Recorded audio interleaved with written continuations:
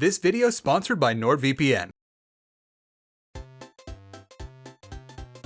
Hey everybody, today I think we're going to take a break from the spookies and the M-Sims to cover a game near and dear to my heart. I slipped this one in as a contender on the patron voted video, and I'm happy to say that today we're going to be covering the single most heavy metal video game ever made, Brutal Legend. Brutal Legend is a game made by one Tim Schafer and his studio, DoubleFine, and was the middle of the generation title for the PS3 and Xbox 360 that thrashed its way into our lives in 2009. Do either of those names sound familiar to you? Well, they should. Tim Schafer is a prolific game designer who's been making games since like forever. The first of his games that came out and got people paying attention to him was 1990's The Secret of Monkey Island, and from then on, Tim Schafer became sort of his own institution in adventure games under the wings of LucasArts. Hey, remember when they were a thing? A decade after his first game with them, Schafer left LucasArts to help start DoubleFine Productions. You might have heard of their first game, Psychonauts. If you somehow haven't heard of Psychonauts, it's on PC now, and it's really, really good. Like, this was DoubleFine's debut game, and it got Game of the Year for a good reason. This was also proof that Tim's strong suit, the excellent sense of humor in his games, translated well into other styles of games, and DoubleFine was more than capable of doing stuff outside of traditional point-and-click adventure games. It should also be mentioned at this point that thanks to this on top of his track record with LucasArts, Psychonauts elevated Schafer to some sort of legendary status among gamers and gaming media, and I swear that back in the day, G4 Tech TV had like 5 different specials on the guy and how cool he was, or at the very least they aired the same special constantly during their heyday before they were reduced to just cops and cheaters. Rip G4. Like, I know they're back, but like rip old G4. Like when you could just turn that stuff on the TV. People were going as far to say that we'd remember the Monkey Island series over other recent titles such as Half-Life or the Call of Duty franchise, which this was before Modern Warfare was a thing. And well, I have to admit those comments didn't age well. What did happen in the meantime though was Double Fine announced their next game, Brutal Legend, and people went nuts over it before it came out, especially after seeing that the cast was a who's who of heavy metal, and Jack Black was looking pretty wild at the G4 Awards to promote the game. And then the game came out, and we'll get to critical reception later. Brutal Legend was an open-world action-adventure game back when that was a novel thing that also featured a few more elements to set it apart from the fledgling Assassin's Creed and Far Cry series, with no, not emailing you telling you that you haven't played enough, but instead, Brutal Legend featured a full-blown real-time strategy game, a huge set of characters to populate a world inspired by all things heavy metal, and Double Fine's now trademark wit and witticisms to keep things interesting. The latter of which is something that a lot of the games were really lacking back in the day, as we had just entered the Gears of War everything must be grim, dark, and super edgy phase of games, and looking back, save for a handful of games which counted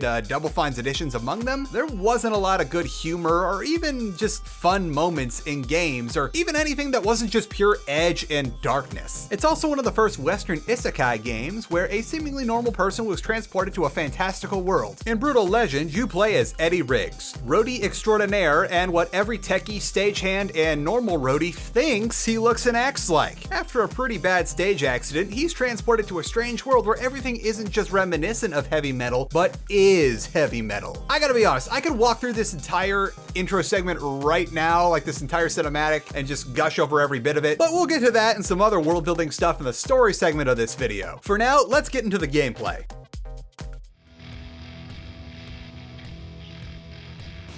So let's go over the core gameplay and your bread and butter of making things dead. When you don't have your car handy, that is. You start the game with the Separator, a pretty gnarly looking battle axe that despite its considerable size, Eddie has no issues handling and using to turn druids into bloody confetti. After about 30 seconds, you'll get Clementine, your guitar. It's a perfectly normal guitar, except that here in the world of metal, your riffs quite literally shred the enemy. Press it once to give them a little zappy, and hold it down to make someone burst into flames. You can do a lot of other cool stuff with it, like an AoE attack and a bunch of other wild and crazy things that you can unlock at the Motor Forge, but in order to make sure you don't overuse Clementine, it overheats really fast. You can also upgrade your axe at the Motor Forge as well as your car, your look, and a whole bunch of other thingies too. I may as well explain what the Motor Forge is since we're talking about it real quick. Early in the game, you unlock a guitar solo called the Relic Raiser that lets you raise relics from the old world, including these massive motors that you can drive right into that go all the way down to the core of the world where Ozzy Osbourne, the Guardian of Metal, will tell you about unlocking the secrets of the Titans, this world's Protheans through your use of fire tributes, which is a means to upgrade stuff. What are fire tributes? They're lighters that appear on the screen whenever you do something cool. Complete a story or side mission, use your sick riffs to free monuments from their literal bondage, kill a bunch of bad guys, make some sick jumps in your car, that sort of thing. They're actually pretty easy to farm thanks to as soon as you get some units to wander the overworld for your cause, as long as you're present when they attack some other dudes from the other factions and the last person dies while you're within a certain radius of them, you get a bunch of free fire tributes. And this gets really easy once you unlock the base shaker for your car, as that does enough damage to instantly kill light infantry units. I've never had to farm too long, and if there was anything I ever couldn't afford, the side quests were a quick and easy way to grab stuff, and you're never going to be grinding for cool new abilities to help you win later story missions. In fact, I often found I had too many fire tributes for what I wanted. Then on top of your axe and your medieval axe, you can play guitar solos with Clementine that are essentially spells. You find these across the world in ancient slabs written in a long dead language of the Titans, tabulature. Oh yeah, and since we're on the subject, while I haven't touched a musical instrument in nearly a decade, I still assert that tabs are far better than musical notation. Rip Tuck's guitar. Moving on, now that I've permanently settled that argument forever, your guitar solos do everything from summon your car to you, to playing a literal face melter of a solo, summon the forces of nature to do your bidding, which that one is very useful in the RTS mode by the way, or bring down a giant burning zeppelin to destroy everything. Using your solos in the right way or at the right time is a very important element of winning battles later on, and you're often gonna make it your first order of business when you go into a new area to find where the new solos are hidden so that you can access them later on. Brutal Legend follows the tried and true method of using story missions to teach you about new mechanics while advancing the plot. It starts out simple enough with charging into the mines to play sweet metal to all the headbangers in order to liberate them from their servitude, but quickly gets pretty wild as you gotta steal amps from the Screaming Wall of Death or acquire a million cubic buttloads of scaffolding. The real reason you're doing these is to get more of the story, but as is the fashion, they're also how you're going to get your hands on new major mechanics like new units that run around in those little squads in the overworld for your team-ups, or get new guitar solos. The last major thing you're going to be doing a lot of in Brutal Legend is exploring the world because, well, it's an open world game. That's what you do in an open world game. This is a really nice time as Brutal Legend does something that open world games had trouble with back then and still struggle with today. Everywhere is a unique location. We've all played big open world games where everything is really samey save for a few unique biomes or a couple of landmark towns that look different from all the other settlements, and it all kind of blends together. In Brutal Legend, just about everywhere has its own landmark and gives you a reason to take it all in. We'll talk more about general regions of the world of metal later on, but for now, Brutal Legend's real strength is that everything is interesting enough to where even if there was a fast travel option in the game, I don't think I'd use it. So, like I was going on about just now, it's actually a lot of fun to just drive around and do side quests like the ambushes or point defense. It helps that you have some pretty sweet and fitting tunes to listen to as you go around. Driving is just fast enough and the world is just big enough to where you're never traveling for too long, and all the cool landmarks make it a nice trip. There's also a ton of cool sweet jumps to pull off, fire tribute worthy or otherwise, and other stuff that screams, "Please run me over" in a horrendous fashion as you're driving along. Then we've got all the little side missions that you can find spread throughout the world. Not so much about the ambush the bad dudes or defend this spot type deals, but the unique ones that have their own plot lines. None of these are super long, and the few that are part of a chain don't really have any connecting stories save for, hey, I want a rematch from our last race, or beat my latest kill record. But there are just enough of a story here to make them all memorable. For instance, you'll help out the guardian of the sacred beer tree who's having trouble getting the beer from the tree down to the party at the beach because it keeps getting too hot and he ends up drinking it all halfway there. You can also help reality TV versions of Ozzy Osbourne and his family clear out his cave by exploiting enemy collision, or challenge Sour Cream from Steven Universe to a killing wild animal contest. Also, while we're on it, Posehen also wrote for Deadpool and did a whole lot of other stuff. He's been around for a while now. While I'm on the subject, if you're gonna pick up Brutal Legend after this video, I cannot recommend enough that you seek out these hunter side quests as soon as you're able to, because the special solo you get from it that lets you summon animals equal to the last tier of the quest you completed is really handy, especially in those RTS battles. Then, just to make all the nice stuff nicer, of course the world of Brutal Legend is stuffed with Easter eggs, references, and all sorts of stuff like that. Heck, this game is arguably one giant Easter egg to everything metal. There's a lot of little things you can find though, like where main characters are going around after the story ends, friendly NPCs just doing their thing in certain spots, and stuff like that, which just adds extra personality to the world of heavy metal.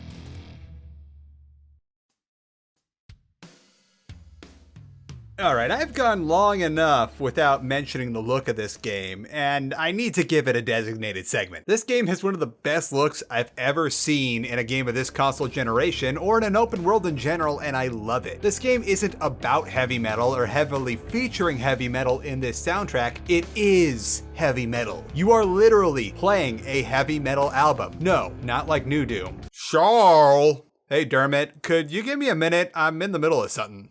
When are you going to revise your Doom Eternal review?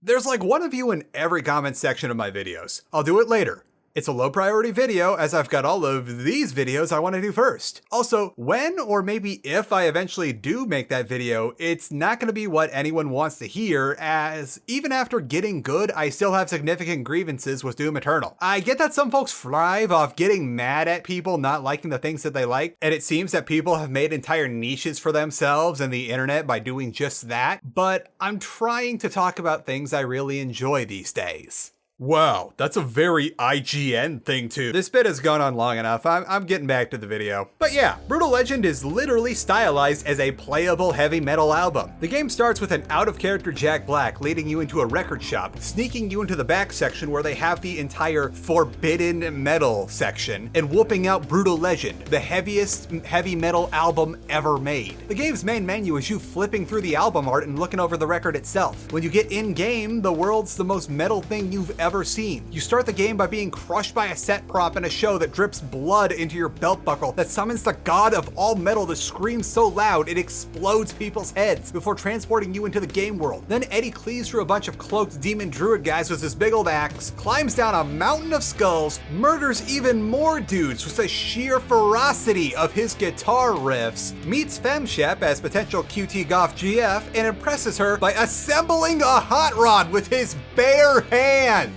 And then he drives it down an exploding freeway with gratuitously driving through the organs of any monster that gets too close to him. Then when you get to the rest of this world, it's just like they said when they were talking about developing this game. Every shot of this game through the camera could be the cover for some 80s thrash metal album. Unfortunately, photo modes weren't really a thing when Brutal Legend came out, and they didn't add one for the PC port. That's a huge bummer because of all the games that have photo modes, Brutal Legend is the only game that I'd really want to just sit around and take pictures in. The best that you can do is try to finagle the in-game camera to get a shot that looks like what it might be what you want, pause the game, and wait for it to go into screensaver mode so you can try and use your PC's print screener or screen cap feature to get a cool shot. If I could somehow have any influence on DoubleFine or the people currently in charge of maintaining the PC port, I'd like to ask that you pretty please add a photo mode to Brutal Legend so that I can just take a bunch of cool screenshots, because it'd be a shame, like, your game that is literally sold as every shot of this game is a metal album cover and I can't make cool pseudo metal album covers in it. Please and thank you. I really don't know if anyone from Double Fine's ever going to see this. Each zone and faction in Brutal Legend have a unique look that's all tied together by them being the embodiment of a certain sect of metal. The starting area is reminiscent of those classic metal albums featuring a lot of old highways, hot rods, and that kind of stuff, while statues of giant serpents, swords, and sets of hands playing giant guitars all along this massive open freeway where you can drive like hell and go fight some demons and liberate the people of heavy metal. And then there's the glam rock pleasure dome, the snowy woods and mountains that are like in every other black metal ensemble photo, the Kiss jungle, the doom and gloom swamps, the dry ice mountains, and the screaming walls, stuff like that. Enemies and creatures are the heavy metal versions of whatever they be too. You've got razor sharp spike steel porcupines, carnivorous razor elks that have giant blades for horns, and whatever the hell these things are supposed to be. Then you've got the six-legged mammoths called hexadons with sharp steel tusks bigger than your car, and the rival factions are all in the same vein by embodying their respective subgenre of metal, the doom and gloom and industrial side of things respectively. Even the stuff outside of the game world is heavy metal, with my favorite example being that you don't have an objective beacon, you have a giant stage light from the heavens illuminating where you need to go. Now, I hate to say it, but despite of how cool this game looks, it has one major problem outside of that lack of photo mode. It's a port of a PlayStation 3/Xbox 360 game that came out as Brutal Legend was never intended for PC back in the day. Don't get me wrong, it's fully functional, but there's a lot of hiccups stemming from moving over to PC, and the port's a little rough around the edges. Now, I don't keep my frame counter up in shadow play, but a lot of my footage looks like it's locked to 30 frames per second. Again, I'm not dead certain on this, but the options do include a VSync, which is something you can toggle, hinting at the ability to uncap your frame rate. But this stuff sure does look choppy choppy and stuttery to me. I looked this up after the fact, and it seems like a few people have found ways to get the games unlocked or at least running at 60 frames per second, and that gets rid of most of the stutters. However, that's not my main problem with the port. The main issue is that a lot of the animation, particularly in the cinematics, has visual issues in it. Lots of texture fighting and that sort of thing. A lot of cinematics seem to have some sort of issue too, where the models just freak out a little, and there's some sort of thing attached to certain character models, which if I had to guess had to be some sort of center point or rigging thing, but I have no idea what the proper terms are here. Things just tend to freak out a little whenever they move, or their perspective is changed by camera movements, save for a few things. I can't help but notice that it looks like someone took a lot of care to make sure that the booby jiggle physics were unharmed in the porting, and whatever is causing the cutscenes to get wonky is not affecting them in this PC port. Maybe that's actually something so minor that whatever is affecting the rest of the character models doesn't affect that, but let's not lie to ourselves here. As soon as game developers got their hands on decent physics engines, they put jiggle physics into everything and never looked back.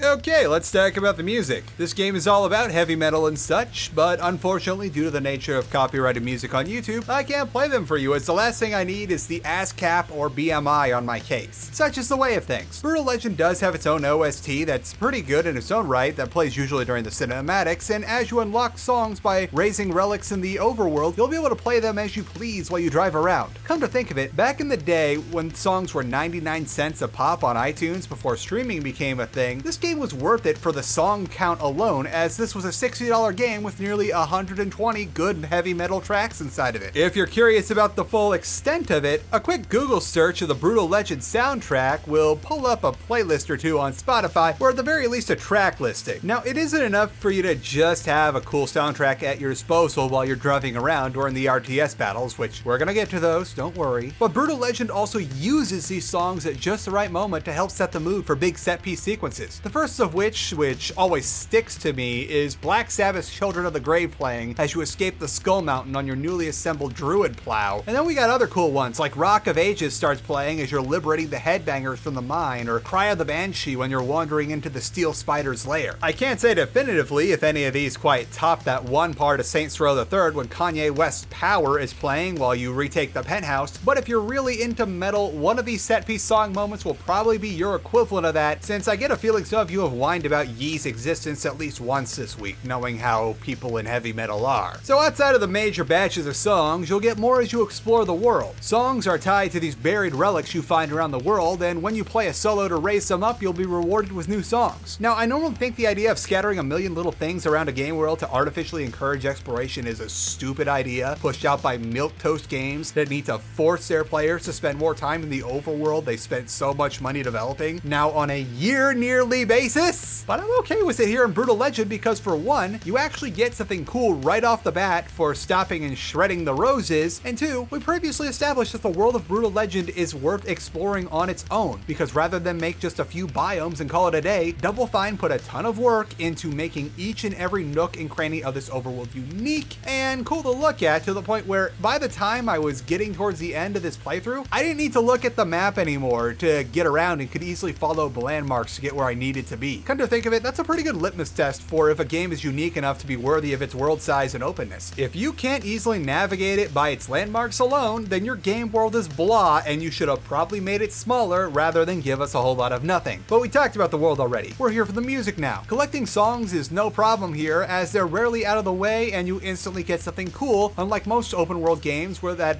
boil down to collect somewhere between 20 to 50 of these things that are scattered around the game world and maybe you'll get something cool. If anything, it's the opposite of that. The only real complaint I have about the soundtrack is it specifically caters only to a few niches of metal and seems to thumb its nose at others. What you're primarily going to be hearing a lot of is either classic metal a la Motorhead and Black Sabbath, black metal or whatever you want to call this stuff that's very much taking the piss out of the emo people, which were all the rage in the late aughts, and a bit of industrial and thrash too, as Satanic Coil's main motif is industrial music. There is a bit of hair metal and late 90s shock rock thrown in there, but the majority of the stuff here is catering towards the more orthodox taste in metal. Heavy leather bomber jackets and the like, you get the idea. Most of the newer stuff that was like new at the time of this game coming out, it essentially sounds like a bunch of bands trying to like recreate that 80s Bay Area thrash or that type of thing. I promise I'm going somewhere with all this, and we'll discuss it later on in the video when I've got my thoughts about the game proper on the table. But for now, if you're a fan of things that, while still metal, were considered more fringe or out there, like say Korn, Skin Tread, Sonata Arctica, Apocalyptica, Tool, or like other prog stuff, you're gonna find yourself wanting. I can't say that I'm the ultimate virtuoso of heavy metal myself, but I'm still nuanced enough to notice that this game suffers from being vanilla in its choices of niches to probably appease a "that's not real,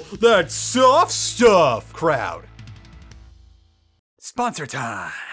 Hey everyone! The nice people at NordVPN have made an agreement with my algorithm overlords to allow me to briefly exit the pain zone to tell you all about NordVPN. NordVPN is a VPN service that helps you browse safe and unrestricted by those pesky borders. Jealous that you're not in the US because on top of not having absurd amounts of freedom, you can't access the regional streaming catalogs? One click and you can. It's that easy. It even works the other way around too. Wanna not get your data snooped by every meanie head sniffing around the public Wi-Fi every time you go to the Starbucks? Nord's got you covered there too. 6 times over, in fact. That's right, one NordVPN account is good for 6 devices. One layer of VPN security not enough for you? Well, Nord lets you double VPN for double encryption. They've got over 5,100 servers in 60 countries, so they don't mind if you take an extra server up. And just for added safety, they've built in a kill switch that stops your device from accessing the web in case your connection to them gets spotty. Want all that protection make your browsing, streaming, and gaming experience slow? Nope. With NordVPN's Nord links, it keeps everything nice and speedy, and thanks to the VPN, those jerks at the ISP won't even be able to throttle you for gaming too hard. When's the best time to get your hands on NordVPN? Right now! They're having a Black Friday sale where you get 73% off the 2-year plan plus an extra month thrown in for free when you go to nordvpn.com/charlatanwonder. That's right, I got a big boy link. I'm a real YouTuber now, Mom! You've got nothing to lose by doing this. They've got a 30-day money-back guarantee if for any reason you are not satisfied with their service. Go for it. Back to the video. So at this point, those of you that remember playing this game when it came out or have been paying attention to the script might realize that I've completely skipped over a major element of the gameplay, which while outlining this, I decided should just have its own segment apart from the rest of the game, the RTS mode. Yep, Brutal Legend was designed to be a real-time strategy game with an online multiplayer. It's framed as a literal battle of the bands where Eddie and the forces of Ironhead build a big ol' stage to surface their headquarters during big fights against whoever's coming after them. These start out pretty basic, as your first one will essentially be a low-stakes base defense, since by the time it happens, you'll only have your basic melee unit, the ranged girls, and the healers. You don't even go up against an actual enemy base until like the 3rd one, and by that time you've got Tech 1 units, you've got your Stealth Siege units, those big dudes from earlier, and this game's equivalent of tanks. For an RTS made for consoles only, the mode controls surprisingly well. You hold the shoulder button to access your build queue, order around units with the D-pad, and after the first mission you get the ability to fly around the map so you can get a better vantage point of what's going on and give specific orders and waypoints to certain units. While I wouldn't say that Brutal Legend was built around the RTS mode, as the rest of the game is solid, more than half the guitar solos you learn are things directly related to RTS battles, such as creating waypoints, rallying all available units to you, buffing units, removing debuffs on your units, directly hindering the enemy commander, that sort of thing. Additionally, some of the things that are more universal are still more effective in RTS mode than they are in the overworld, such as the nuke ability with the giant burning zeppelin being extremely practical while you're out on your own, as it takes a long time to play, covers a much larger area than your enemies would usually group up in if you're fighting in the overworld, and is very hard to effectively get off unless you've got a large number of units defending you, because enemy units usually can and will kill you if they have a direct line of sight to you, like in the time it takes to get the whole solo off. Then there's that Summon the Creatures of Metal solo that I keep on bringing up. Well, it's kind of useful when you're out in the overworld and not in battles in general. During the sneak attack missions or whenever you need to jump some baddies in the overworld, being able to instantly summon a couple high-level creatures can make short work of groups of enemies, and it's pretty handy. But when you're in the battle mode, it's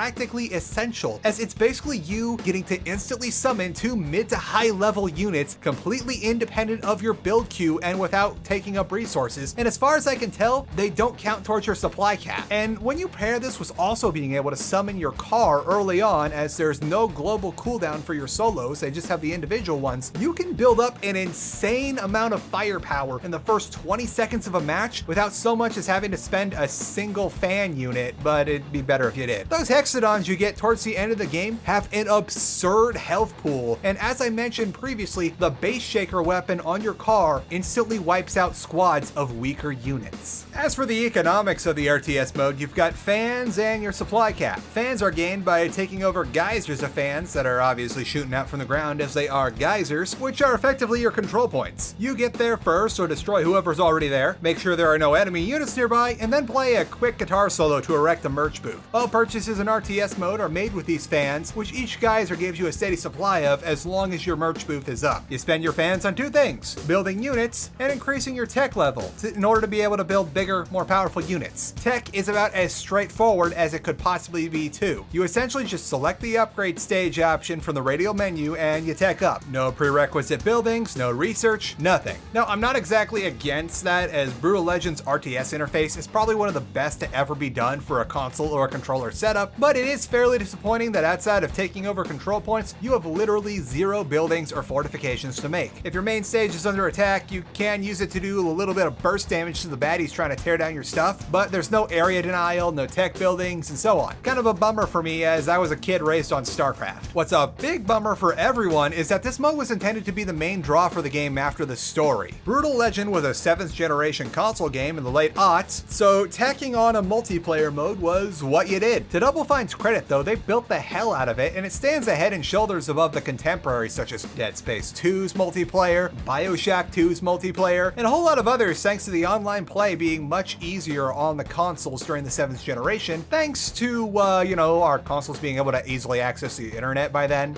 Everything back then needed a multiplayer mode with ladders, rank unlocks and prestige, and anything else that the Call of Duty games were doing at the time. It was kind of like the early aughts version of games as a service. That being said, RTS on consoles has always been a hard sell, and doubly so when it's not a top-down or isometric RTS in general. Come to think of it, the third-person camera probably works better for a controller setup than the top-down, but you're still trying to macro and micro with shoulder buttons and a D-pad. Unfortunately, most reviewers and players like myself were kind of lukewarm on this mode, and I personally only touched the online multiplayer like once before going back to Tib Wars down at Howie's Game Shack. Rip Howie's. It was an okay RTS, I guess, but overall, doing the RTS missions during the campaign kind of felt like a chore I needed to do before unlocking more stuff to do in the overworld. So without the allure of getting more cool stuff to play around with in the standalone RTS multiplayer, it wasn't a big draw. Going back and reading the launch reviews of Brutal Legend, while the majority of outlets reviewed it positively, almost all of them cite the RTS mode as a drawback, with a smattering of mixed reviews the game has, all attributing something about the RTS mode as its key detractor. Another frequent mark against Brutal Legend I read in a lot of these reviews is that many critics say that this game is seemingly having an identity crisis, and when I think about this in the most recent playthrough, I'd have to agree with them on that front too. Tim Schafer has gone on record at least once saying that he was dissatisfied with the reception the RTS mode had, and while he hasn't definitively said anything, he generally shies away from the idea of a sequel to Brutal Legend. If I had to guess as to why this was on a more personal level based on my own experience, I'd have to say that this might have something to do with Brutal Legend not being able to do something that most, if not all, good RTS games do. It does it a little, but it doesn't fully commit to it, and therefore we're kind of gun shy about playing the standalone mode. We're never properly introduced to all the factions. Brutal Legend's story is centered around Ironhead and how they play, doing what you generally do in an RTS, which is to slowly introduce the core mechanics with basic units, add more units and hero abilities as the game progresses, and then as you near the final missions, you're playing with the entire faction's arsenal, and you have a strong grip on how the faction plays. I'll admit that Brutal Legend does that thing in RTS games I'm not too fond of, which you only get the final unit, usually the super unit, right at the end where it's needed for a specific purpose. In this case, destroying a barrier that literally only the second stage is capable of hitting at a range far enough not to get instantly destroyed by the defense grid. And the game is pretty much over after that, save for like one bonus mission after that where you get into the final confrontation. And if you want to use a super unit again in that mission, you have to actively stall yourself and drag your feet, because otherwise you'd complete the mission far too fast to actually like tech up to it and get enough resources. But we're getting getting sidetracked here. Then you go into the multiplayer mode and surprise, surprise, you have no experience playing the other two factions. It'd be like if StarCraft only had the Terran campaign and then just tossed you onto the ladder. You would have no experience with the Zerg or Protoss, and while you might have been able to glean a little information about how they played based on what the AI did and stuff the loading screens told you, you'd never took the time to learn the individual units and how they best work like you did in the Terran campaign. That's the biggest drawback to Brutal Legends RTS mode, and it's not really something they could fix, as for one, it'd be a little weird if you started playing as the Tainted Coil or the Emo Boys in the middle of the campaign, and for another, the story of the game is pretty solid pacing wise, save for maybe they could have drawn out the end a bit more, but we'll get to that in the next segment. If DoubleFine devoted more time to making individual campaigns for the Tainted Coil or the Emo Boys, it would have been either sapping resources from the main story or at the cost of an insane amount of extra money, as that they probably didn't have because they'd essentially be tripling the main game's size, which likely would have left the story bloated and made it outstay its welcome if they somehow did find the money and time to do that, and they'd be essentially again making 3 of the games they were originally intending on making. Hindsight 2020, the only thing I can think of to maybe help the game's RTS mode is maybe if it either was downplayed in the main story and then later added on as a series of challenge modes using all 3 factions in RTS battles to acquaint the player with each of them before you strike out to the ladders, or you beef up the amount of RTS battles in the main story, perhaps placing the sneak attack side quests in shorter versions of stage battles that award you bonuses to your starting supplies or whatever. I think I should stop and take a moment to remind everyone before I close out this segment that I have exactly 0 experience in game design, and I am a man who literally calls himself the Charlatan Wonder. Thank you.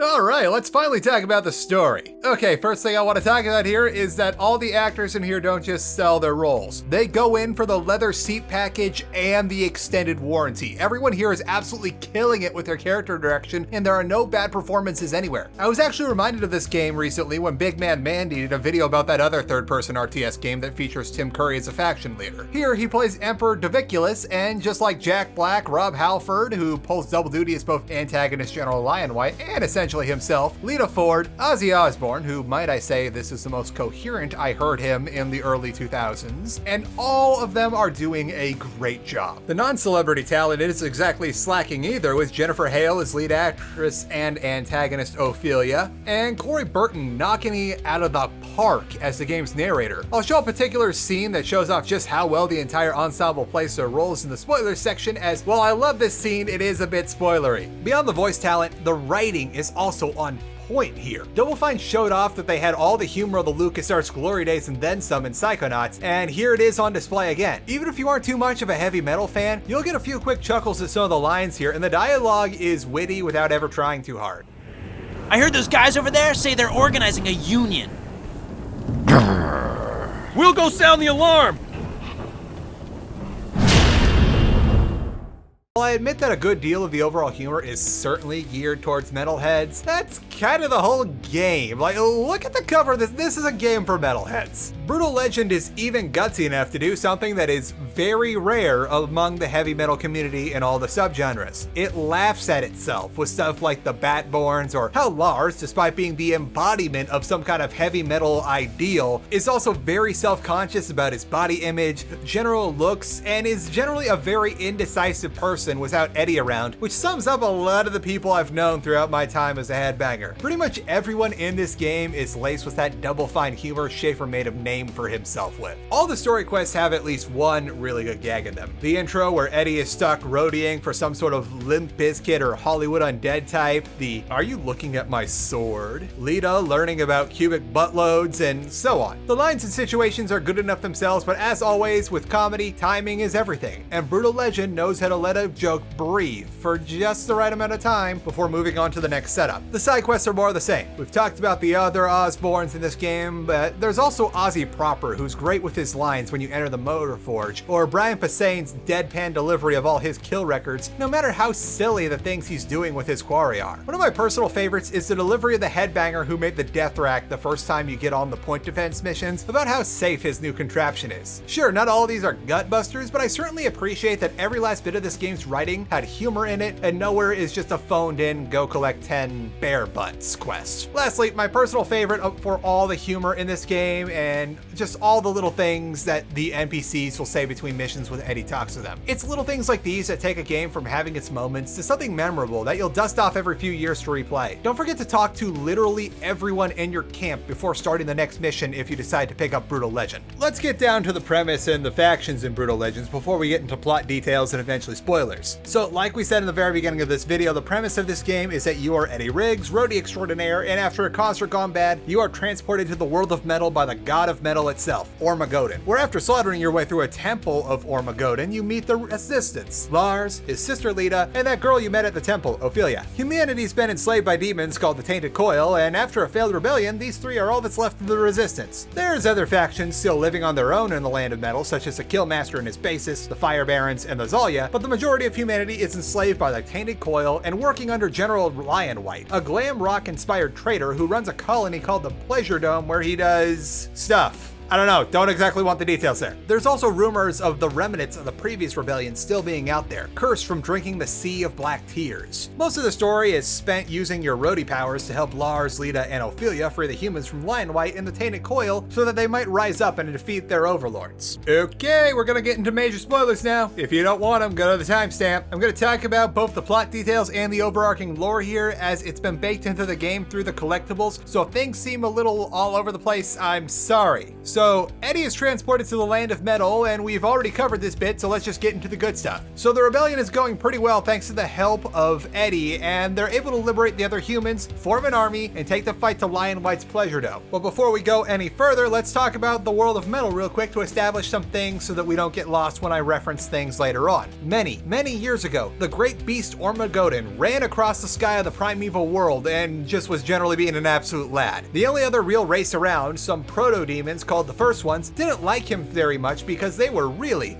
ugly, and Ormagoden's radiance made them have to look at themselves, so they tried to trap it by capturing Etulia, a singing goddess who lived near the center of the earth, whose singing nourished the booba tree that everyone fed off, and they used her as bait. Ormagoden had other plans though, and he just exploded into, well, everything. His flesh became the steel that littered the earth, his fire became the sun, his blood was the friggin' oceans, and his scream became heavy metal music itself. Seeing this happen made Etulia very sad though, so she cried a literal sea of tears that made anyone who drank from them go mad. Luckily, a race of titans arose from this newly made world who harnessed the body of Ormagoden to build a great society that included stuff like cars and heavy metal music, and one of their better ideas was to drop a mountain on top of Etulia so that she could listen to Evanescence in peace without anybody ending up drinking her tears. The Titans were pretty cool dudes. They even kept the remaining First Ones as pets and gave them leather masks and stuff so they wouldn't have to look at themselves, and the First Ones really liked them. Unfortunately for the demons though, the Titans got so good at society that they achieved apotheosis and went off to the heavens, leaving some very sad demons behind.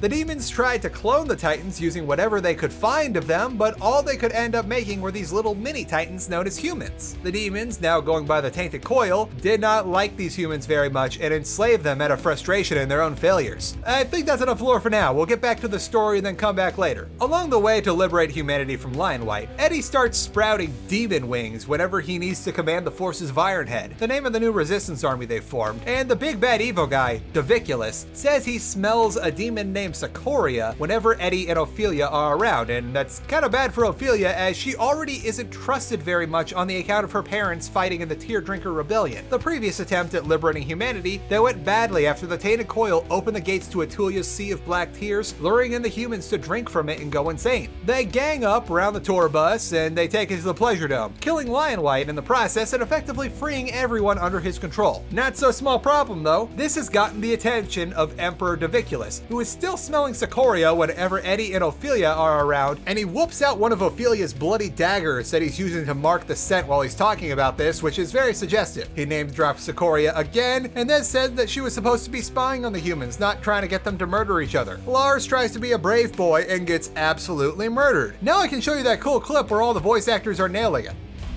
Let us wage war, Sikoria. A terrible and beautiful war. Let these dogs for one more day, or we may never get their stench off of you. These dogs. These are free men and women. And they no longer serve you or anyone else. Do not dare to speak to me, you insect! Who do you think you are? I am proud to say that these free humans have named me their king. Well, in that case...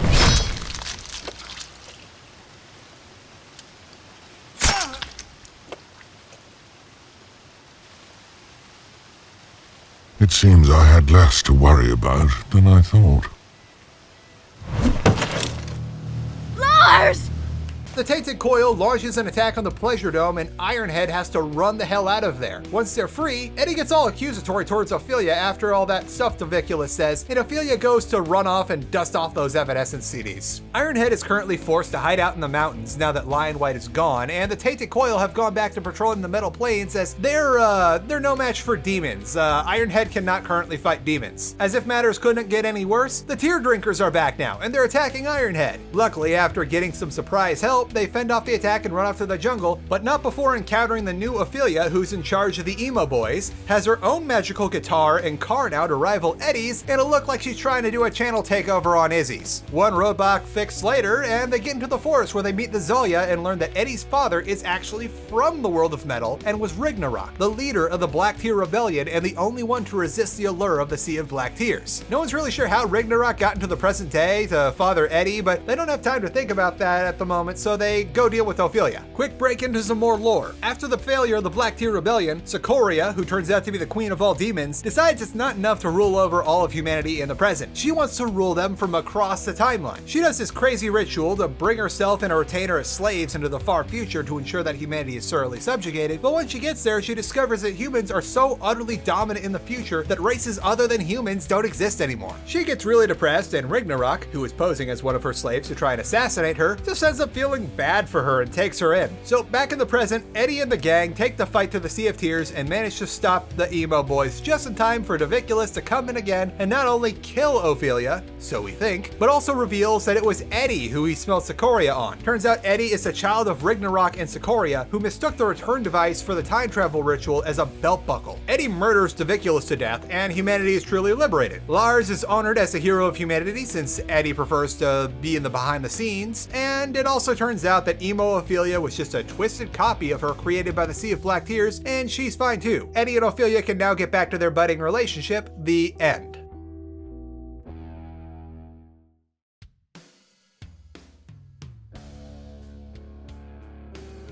Brutal Legend is now well over 10 years old, and it used to be a game that I always wanted a sequel to. I always thought that the best way that it could go down is something would happen in the land of metal that would put Eddie into a long and deep slumber. Like, I don't know, maybe he gets Captain America in those snowy mountains and no one can find him under the snow for hundreds of years. Then he wakes up and finds that the world of metal has entirely changed around him and that Ironhead has been broken into many factions. Perhaps a group of so-called defenders of the faith claim that they are directly descended from Eddie and try to emulate his original style of building things and playing music. Then there could be a faction of entities who seem to be more on the bombastic side of things, and while they do sound very different from the so-called defenders of the faith, they still follow the core tenets of Ironhead, even if they do so a little loosely. Then perhaps a group of soothsayers who are so obsessed with learning the secrets of the guitar like Eddie did that they became so lost in creating new, more complex riffs that they abandoned everything else about Ironhead. Maybe a faction of people who seemingly resemble the Emo Boys, but upon closer examination are just doing Ironhead things in an unorthodox manner. You get where I'm going with this. However, the big kicker is that all these factions claim that they are the true Ironhead and that all the others are pretenders, and the main mission of the game is to get them to stop fighting before they destroy the world of metal. However, that's never going to happen for a number of reasons. Now, I hate to say this as a kid who grew up on metal and still loves it to this day, but metal's gone rusty. We're overly insular and dogmatic. After playing through Brutal Legend, I really got back into metal for a hot minute, and over the course of, I don't know, a few months, the almighty algorithm started recommending me metal-related posts on all my social media, and what a surprise! We're still stuck doing the same crap that was causing the metal scene to stagnate when I was a kid in high school over a decade ago. We're so busy whining about this, that, and the other thing being not real metal, to the point that we are so obsessed with not calling things hardcore enough to be metal that we forgot to find new acts embrace or accept new up-and-comers who are trying to keep metal alive. This results in what we're listening to as the zeitgeist of metal getting increasingly stale, to the point now that we're just listening to the same handful of groups from the 70s, 80s, and 90s. When Kevin Lyman aired his grievances about the state of metal in 2015 in regards to how older acts were refusing to step down, or at the very least take something of a back seat so that new talent could get a chance to sign, which is ultimately making it very hard to get that year's Mayhem Festival off the ground, he was arguably way out of line when he said that.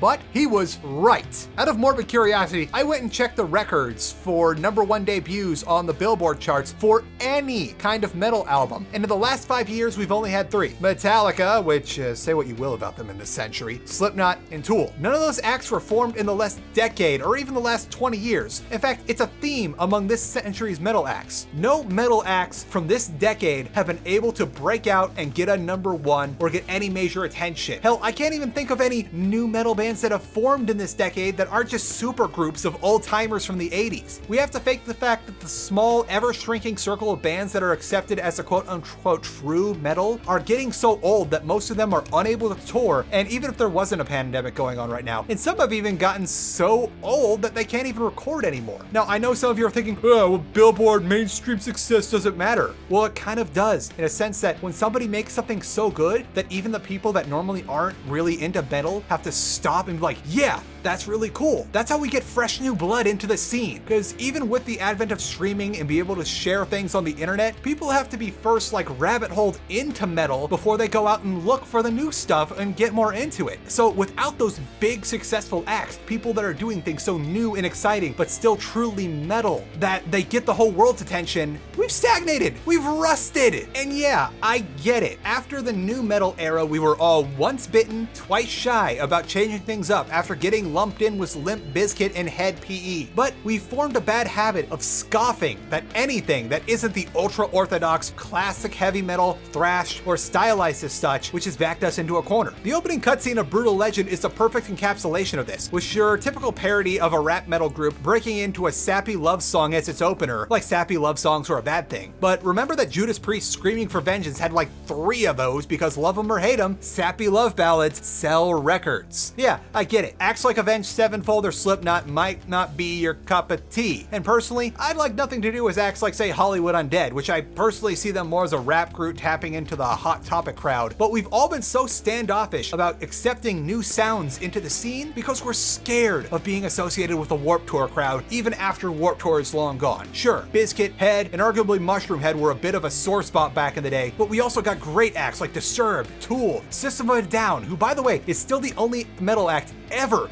to pull off the 2 #1s in a year, double whammy. And frankly, as I looked at the chart I looked at, I noticed that less and less metal albums are getting good public attention because frankly, no one's doing anything new and exciting anymore. And yeah, I'm talking in circles right now, but you get the idea that we've become so dogmatic that we can no longer accept new sounds, and we are scoffing at acts that would otherwise help bring us forward. And just like Floyd said, metal got gray, bald, and fat. And last time I checked, this seems to be a problem exclusive to metal. As far as I can tell, this isn't a problem R&B has, rap doesn't have this problem, pop music doesn't have this problem, obviously, because it's pop music. It's literally whatever is current and trendy, and fundamentally changes itself whenever the changing trends happen, because, well, that's what pop music is. Brian Posehn, who is not only in this game, but also a well-known figure in metal, who's willing to poke fun at the scene from time to time, said something like this when he played a song in his live comedy tour called Metal by the Numbers, where he overtly clowns on the overly formulaic nature of metal at the time. And I gotta say, 15 years after that album, we're still having the same problems with overly formulaic metal. And on top of that, we still, well, I admit, like the video he did, he's obviously looking very self-aware in this, like with his New Music Sucks song from his new band Grandpa Metal, which actually the EPs are pretty good if you want something that's kind of Weird Al-ish, but on a more heavy metal side, which actually Weird Al is in the album. But getting sidetracked here. 15 years later, we're still having the same problems thanks to the unwillingness to deviate from the formula, lest we be called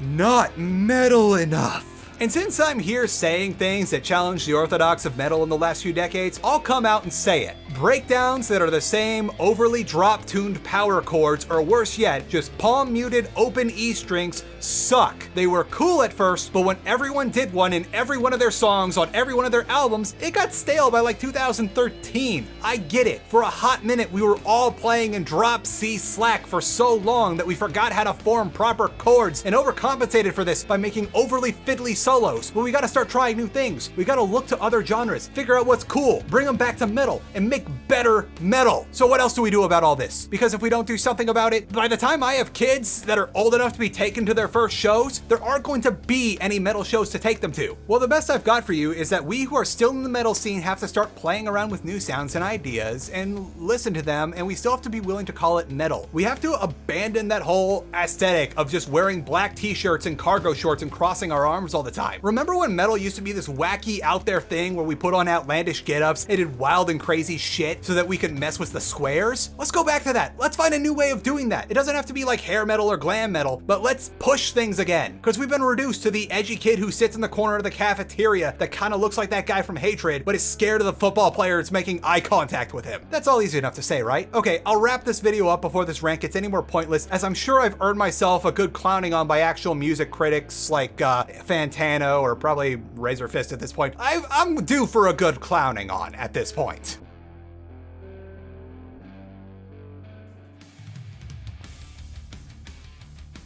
So overall, I'd say that if you love heavy metal, you'll love Brutal Legend. And if you like humorous games with solid writing, you'll like Brutal Legend. Brutal Legend is a competent offering of the game that, while it gets a little offbeat at times thanks to its RTS mode, is still a pretty good time, and it's one of the better early open world games out there thanks to its spectacular world building. The game is pretty cheap at 15 bucks on Steam, and you'll be able to get at least a solid 10 hours of fun out of it. Heck, it's still worth it for just the tunes in the game alone. If you do get it though, I'd recommend playing it with a controller, as it plays so much better than with a keyboard and mouse. That's gonna do it for today. I hope you all had a good time exploring the world of heavy metal with me, and I hope my rant about the state of metal wasn't too boring or lame. Either way, I hope to see you all in the next video, and if you like what I do here, I do run a Patreon over at patreon.com/charlatanwonder, where you can help make these videos bigger and better and get tons of perks in the process. In the meantime, please remember to stay safe, stay warm, remember to regularly wash your hands and wear a mask in indoor public settings. Make sure to leave an easy to spot trail of markers if you're planning on going deep in the woods to take group photos of your band, and enjoy this cat video. Thanks again to the nice folks at NordVPN for sponsoring this video. So it's been getting pretty cold lately when I go to the gym, because I'm a walker man, and I've been bringing my big poofy jacket to make sure I don't freeze myself. However, gotta put it somewhere, so I take this backpack, and Frisk is just loving. There are new smells and textures on the backpack because I'm walking with it. Look at this boy. He's just in that smells high. Getting them daddy smells. Oh, and of course, now as I'm talking about it and filming it, he's like, no, I'm not. Guess he's gonna go and stare at the dog that lives across from us. Yep. He'll probably go back to the backpack as soon as I'm done filming. And he's gone.